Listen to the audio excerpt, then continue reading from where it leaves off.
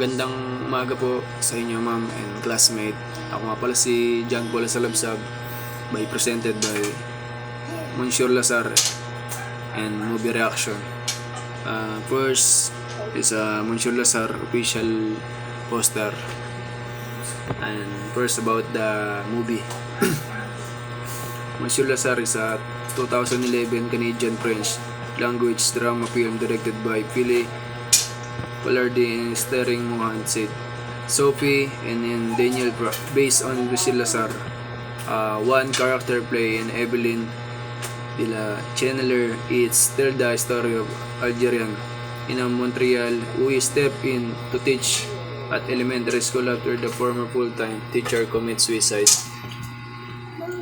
And second in main character biography, napakilala ko pala si Monsieur Lazar, and age 55, from Algeria, language French, family, may isa siyang asawa, dalawang anak, and decrease in the fire accident, and citizenship Algerian, citizenship status immigrant, and job substitute teacher is Montreal former businessman who ran a store in Algeria.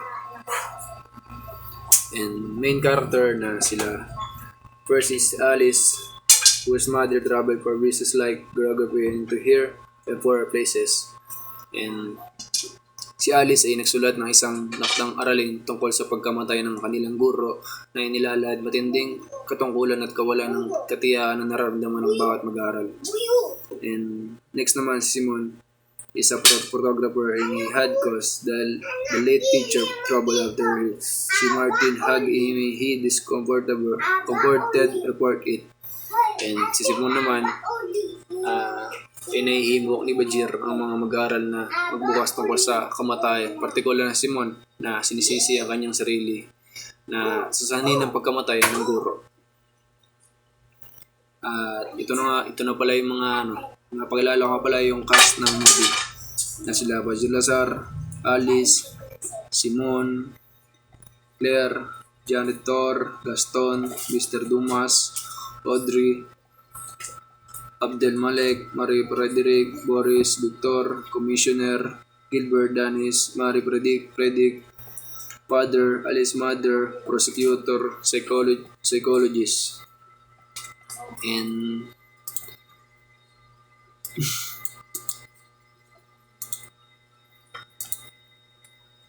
ito na nga pala yung summary of the movie.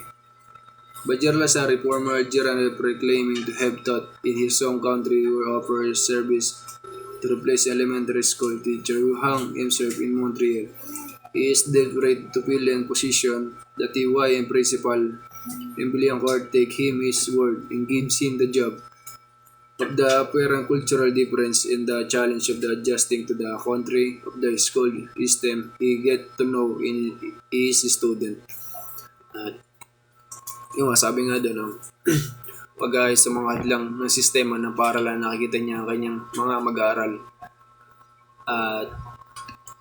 Doon nga nakikita na yung na pagkawala ng guro na si Mr. Martin. Siyempre malaking hamok sa mga estudyante na nagpakamatay ito dahil sa sa kadilaan ng mga kanya-kanyang bigyan ng hadla ng sistema. And while children continue to move on from their former teacher that no one in school know Bajir tragic history or his unstable in status. His wife, who was a teacher writer, died in a arson attack along with the couple, daughter and children. The murders were furious. A Harris novel in which she raised a finger at those responsible for the unification of the government, which had led in the release of the many of the perpetrators of the great crimes. The films go on to discuss Bajir's relationship with students and faculty and Students get to deal with the suicide of their former teacher when they realize write an assignment about the death of their teacher, exposing the intense and sadness uncertainly felt by each student. Ah, yun nga, yung nga yung nung nawala nga si Mr. Martin na yun nga, nagpapatuloy ang pelikula na unang talakayan ng ugnayan ni Bashir sa mga mag-aaral, guro kung paano makitungo ang mga estudyante. Upang talakayan ito na kanilang dating guro, ang isang batang babae na si Alice ay nagsulat ng isang takdang aralin tungkol sa pagkamatay ng kanilang guro at inilalahad ng matinding kalungkutan at kawalan ng katiyakan na nararamdaman ng bawat mag-aaral. Bashir finally come to be loved and admired by a student he teach, but the death of the teacher still haunts of the student. A student named Simon discovered to have a snapshot of this former teacher on a school dance. It is discovered that after the attempt to help in it through his family traveling may attempt to get her into trouble. Bashir finally get the student to open up about that, particularly Simon, who is blamed and blames himself for causing the teacher to commit suicide.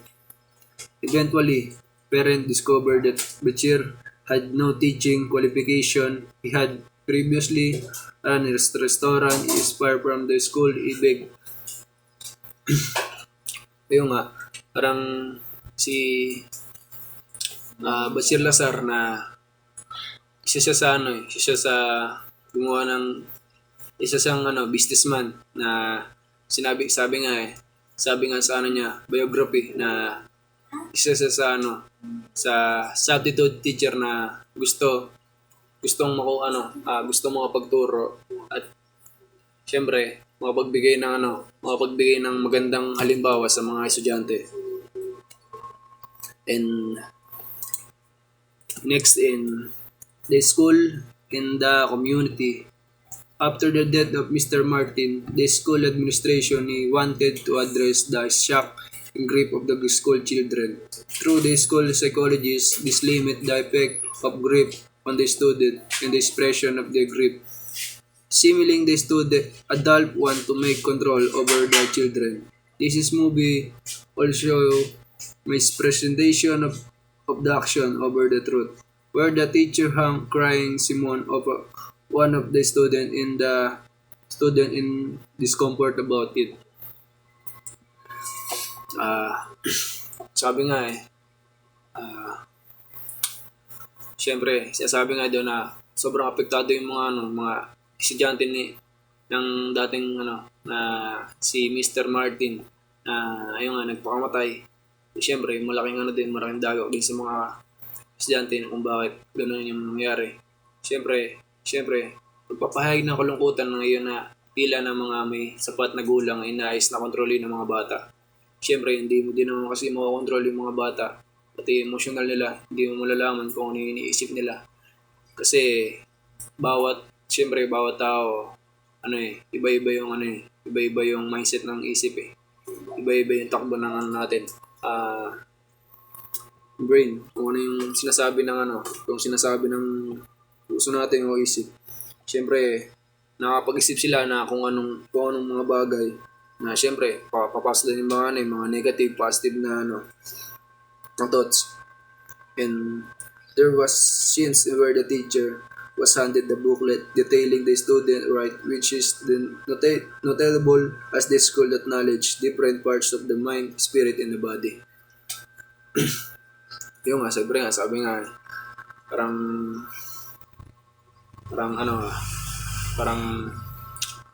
sabi nga, kinikilala ng paral ang iba't ibang bahagi ng isip, espiritu at katawan. Siyempre, pagpasok ng guro. Siyempre, una-una, for example, yung nung first year ako sa FPU na, siyempre, una-una kinakabahan ako na unang pasok ko na hindi ko kilala yung mga magiging classmate ko. Siyempre, bawat isa sa amin, papakilala. kung saan ba kami, kung saan galing kami.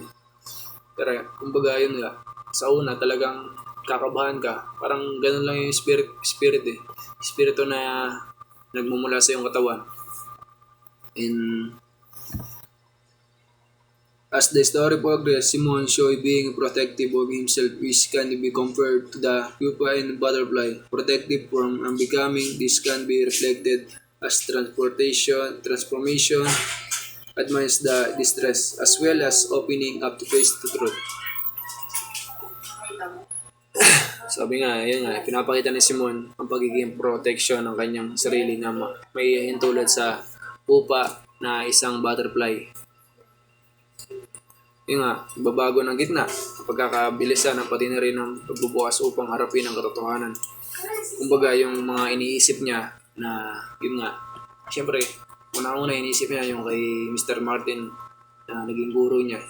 Siyempre, na una naiinis siya, di ba? Na parang nagulat siya na, yun nga, nayakapin siya na doon nung nabubuhay pa.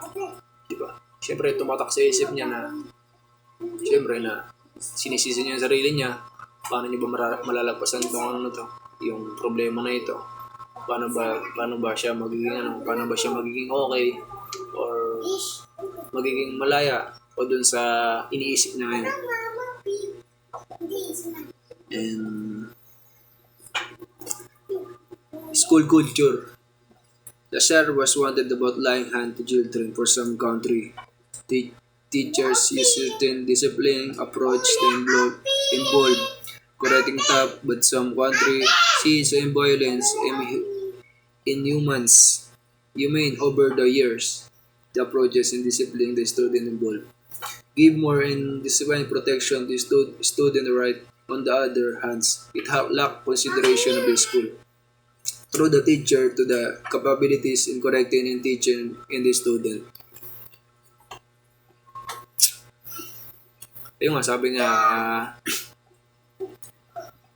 kulang sa sa alang-alang ng mga paaralan sa magitan ng mga guro sa mga kaya nitong itama at turuan ang mga mag-aaral. Siyempre, hindi naman lahat ng guro may perfect Siyempre, iba-iba yung nila eh. Iba-iba yung first move nila kung paano ituturo yung mga makakabuti sa mga kanilang estudyante, di ba? Tulad ko, isa ako medyo education ako, education course ko. Siyempre, pinaka-major ko talaga yung pagtuturo. At siyempre, maging future teacher. Na, siyempre, kung ano yung mga natutunan ko sa mga prof ko, siyempre, ayun din yung gagawin ko para tuturo ko sa mga estudyante na tuturuan ko. And the teachers as second parents outside of the home just want to show concerning compassion to each student, especially if they see the student are not doing well. Siyempre, ayun nga, sabi mo dito, teacher as second parents outside of the home. Siyempre, una-una, magulang natin. Pangalawa, ayun nga, guro. Siyempre, sa pag-aaral natin nilalayan yung oras natin para lang matuto tayo. Para mas lumawak yung isip natin. Siyempre, for example, Sabado-Linggo na natin nakakasama yung pamilya natin kasi Monday to Friday full hour na nakakasama natin ni teacher eh. Kaya tinatawag talaga dito na the second parents out of home. Kumbaga, siyempre dapat kung ano yung tuturo sa atin ng mga teacher, kailangan natin itatak natin sa isip natin para sa susunod mag-grab natin kung ano yung mga natututunan natin sa kanila.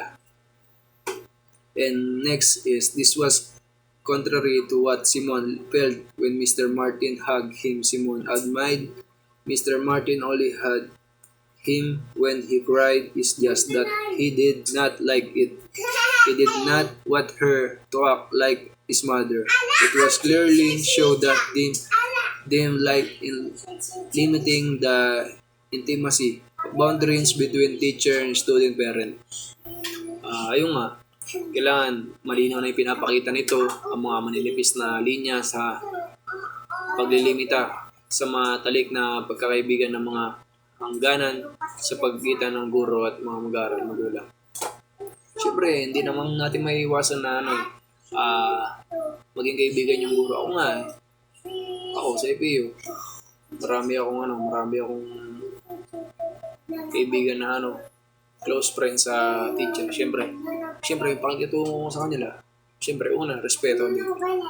Pinakauna talaga yung yung respeto tsaka yung yung magandang pakikisama mo sa isang tao. Pakikisama mo sila ng maganda, pakikisama ka din ng maganda, ganun din yung balik sa'yo. Siyempre sabi nga, kung ipapakita mo ng maganda, ipapakita din sa'yo ng maganda. Para, ganun lang, parang sa teacher, isang guro, na, yun nga, talagang nandun yung relationship nila sa isang student, kailangan makinig talaga ng mag-focus, syempre. Yung guro naman, syempre, ituro yung mga yung dapat matutunan ng mga estudyante. Yung, syempre, yung tamang paggabay na tamang ipinapakita sa loob ng room. And in Monsieur Lazar, a view the classroom is place, friendship, work, and countries. Courtesies should not be a place to instill people with depression. Ayun nga. Sabi nga dito, isang lugar ng pagkakaibigan, trabaho at paggalang. Hindi ito dapat maging isang lugar upang itanim ang mga taong may depression. Siyempre, kaya nga sinabing paaralan para matuto ka diba? Hindi para maglaan ka, hindi para magtanim ka ng depression o ano man iniisip mo. Siyempre, natural lang sa guro na nagkakamali talaga. Hindi naman lahat ng tao talaga perfecto. Hindi lahat ng guro perfecto. Lahat tayo nagkakamali. Kaya siyempre, kaya nga tinawag na school para may matutunan tayo. Para may makita tayo sa mga mag-aano sa atin, mag-i-inspire sa atin, tulad ng teacher, di ba? Sila nga yung parang halimbawa sa atin. Sila yung kumbaga sila yung direction para marating natin yung future natin sa pagtuturo.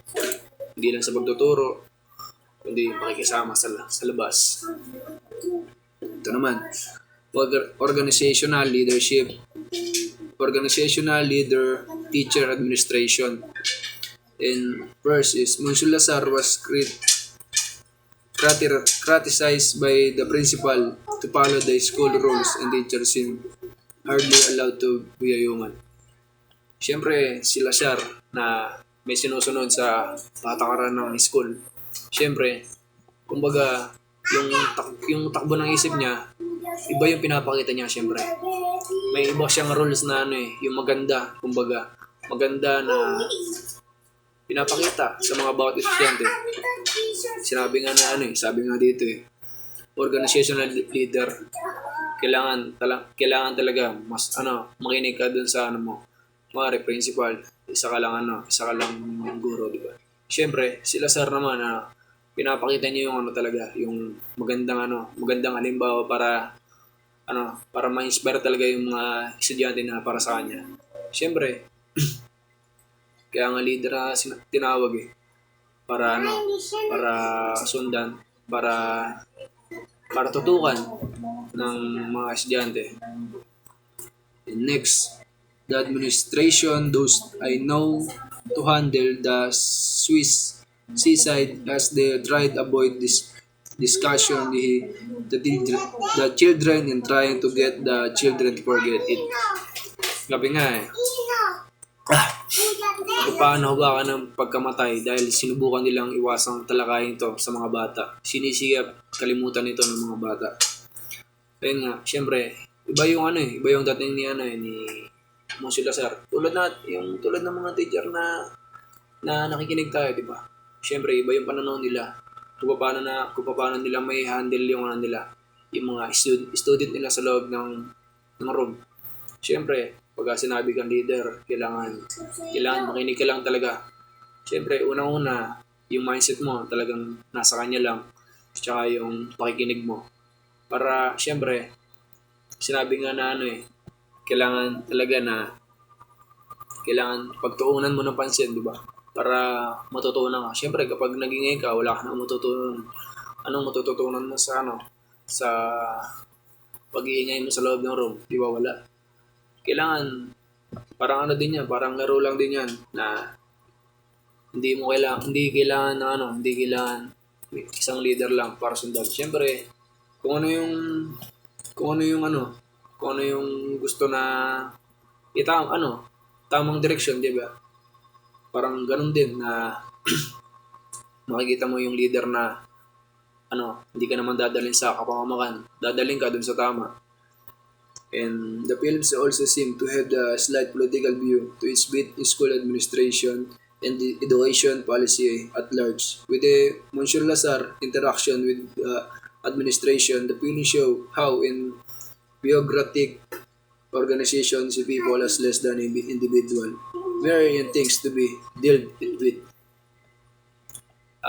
Sabi nga, ayun nga, sa mga pakikipagnayan ni Monsieur Lazar na pangasiwa, pinapakita ng pinikula kung paano nakikita ng lahat ng mga organisasyon, prokdadigo ang mga tao na mas mababa sa mga individual, mga bagay lamang na dapat harapin.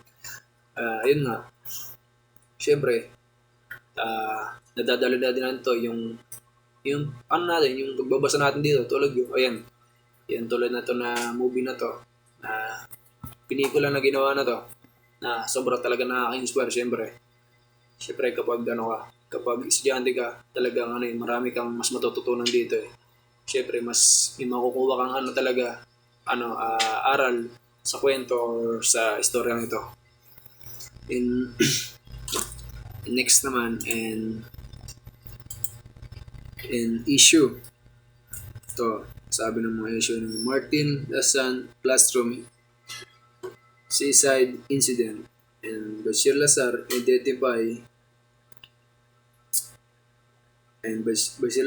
Immigrant and Employment Issue. How will a student cope up the stager's suicide incident? Bashir teaching method deficit of cultural gap between student. Yung nga sinasabi nga dito na iba yung yung pakikitungo niya ba? Iba yung yung kultura niya para sa estudyante. Yung talagang yung magiging masaya talaga sila sa loob ng room. Yung tulad ng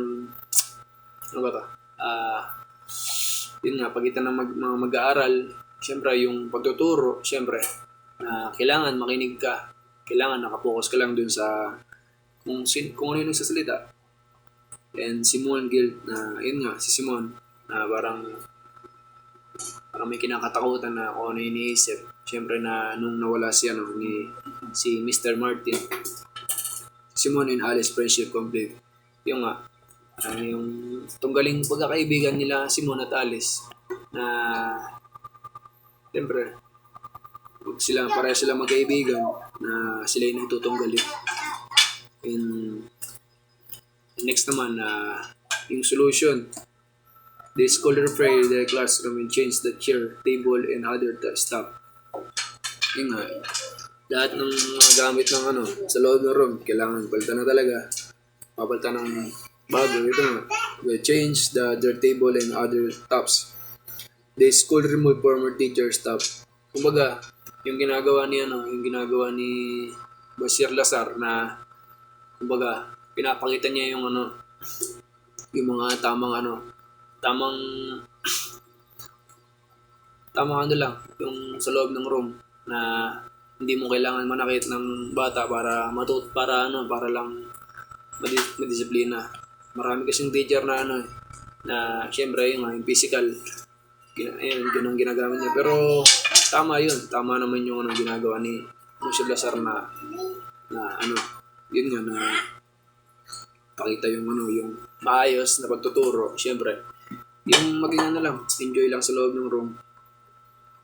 And Monsieur Lazar, yung substitute teacher, yun nga.